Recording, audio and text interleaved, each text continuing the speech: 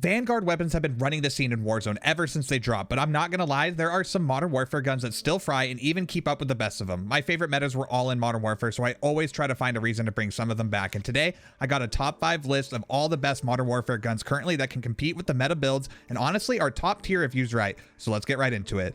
My name is LJ and welcome to Battle Royale Guides. Before I start, I want to say if you enjoy videos like this, be sure to drop a like and let me know in the comments because I'm always down to make more. And if you'd want to see another video just like this, but with Cold War guns, let me know in the comments below and I'll get right on it. Also, I am using a TTK chart from TrueGameData.com and just wanted to note that on those charts, the lower the number, the better, just so no one is confused. All right, let's get into this top 5. At number 5, we got my all-time favorite AR in Warzone, the Grau. And when it was meta, I had the most fun. This thing was a menace on the map before the nerfs to it, but even now, it is still top tier in my eyes. The recoil is manageable, the damage is pretty damn good, and it's kind of a laser. So let's take a look at TrueGameData.com and compare it with my current favorite AR from Vanguard, the Cooper Carbine. And right off the bat, you're going to see that the Grau is actually neck and neck with the Cooper until the Cooper drops off pretty bad after 20 meters. And then when you switched over to headshots, the Grau is destroying the Cooper in TTK, sitting well under half a second with headshots. Let me list off the attachments I'm running on the Grau right now. Monolithic suppressor, Tempest Archangel barrel, commando foregrip, tac laser, and 60 round mags. So based on the chart we just saw, I think we can all agree the Grau is definitely viable in Warzone, and I was honestly surprised it was so much better than the Cooper. Let me know if it surprised you too, and if you're going to be running this thing again in Warzone, because I think it's worth the shot for sure. Moving on to number 4, we got the M4. If you guys were around during the first season and before all the nerfs this gun got, you would know this one used to be the king in Warzone. People were running around with no stock and iron sights and still dominating and beaming from far away like it was the most sturdy AR we've ever seen. Now, obviously, it's not even near that level anymore, but it's definitely not a bad gun, and I was using it a few days ago and wasn't having a hard time at all. Now let's head over to the TTK chart, and again, another AR from Modern Warfare beating the Cooper Carbine, and this time it's even worse. The TTK is slightly worse than the Grau, but after 45 meters, it beats both, and it doesn't have quite the significant drop-off as the others. When we switch over to headshots, though, it's worse than the Grau, but not by much, and not even enough for me to put one over the other. They are still both very below the 1 second mark, and it is quite an insane TTK, honestly. Now for the attachments, we got another iron sight build. We got the monolithic suppressor, the M16 Grenader barrel, commando foregrip, 60 round mags, and rubberized grip tape. The thing I like most about this gun is how steady it is and how predictable the recoil has always been. I wish it was as good as it used to be, but it's not bad right now and will definitely be making a comeback in my loadout rotation.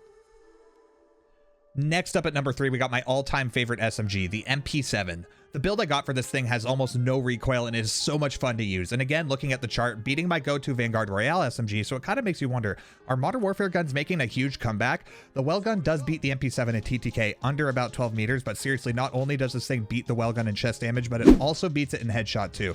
Not by a lot, but it's still noticeable. From what I remember, the movement speed did get nerfed on the MP7 though, so you can't move around quite as quick, but it is still a laser. Here's the build I got going for it currently.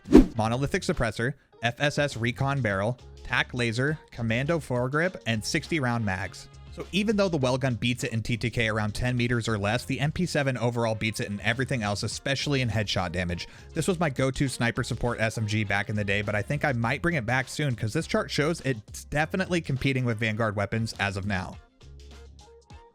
Next up at number 2, we got the M13. I've been seeing some other people run this, and a lot of people I've run into in Warzone have been using it too, so I had to test it out and check its TTK compared to other guns, and once again, we see another AR right up there with the Cooper.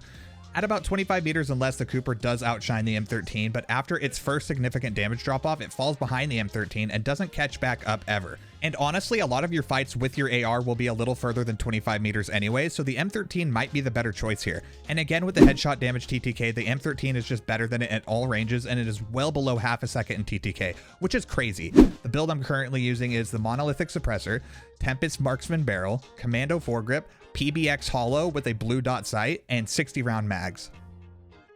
Just something to note with this gun is it shoots very fast, and the reason the TTK is so low is because of the fire rate. The damage per bullet is actually fairly low, so if you're not hitting your shots, the gun will seem like it sucks. So it's one of those guns you're going to want to put some time in to master to get the most out of it. And finally at number 1, probably the most interesting build out of the group, the FAL. But with this build we're using, it is a SMG or secondary to a sniper. This thing is neck and neck with the Wellgun and MP40, and when we switch over to headshots, it actually beats them after a certain range. But I think what makes this thing so good is the fire rate. If you got a fast trigger finger, this thing will put people down quick. Before it got its nerfs, it was absolutely wild to use, but now it's not quite like it used to be, but still not bad, as you can see on these charts. Very low TTK and a lot of fun to use, but just like the M13 before, it takes some mastering to get the most out of it. As for the build, we got the 13-inch OSW para barrel, tack laser, no stock, Merc foregrip, and stippled grip tape.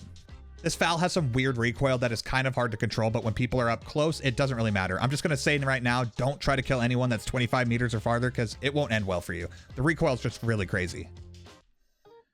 All right, guys, that's going to do it for today's video. Like I said at the beginning, if you enjoy videos like this and want me to make a Cold War version, then like this video and let me know in the comments below. That's the best way to show us what you guys enjoy most, and we can keep on making content that you're all interested in. As always, don't forget to subscribe with notifications on so that you never miss an upload from us, and I hope you have an amazing rest of your day. My name is LJ, and this has been Battle Royale Guides.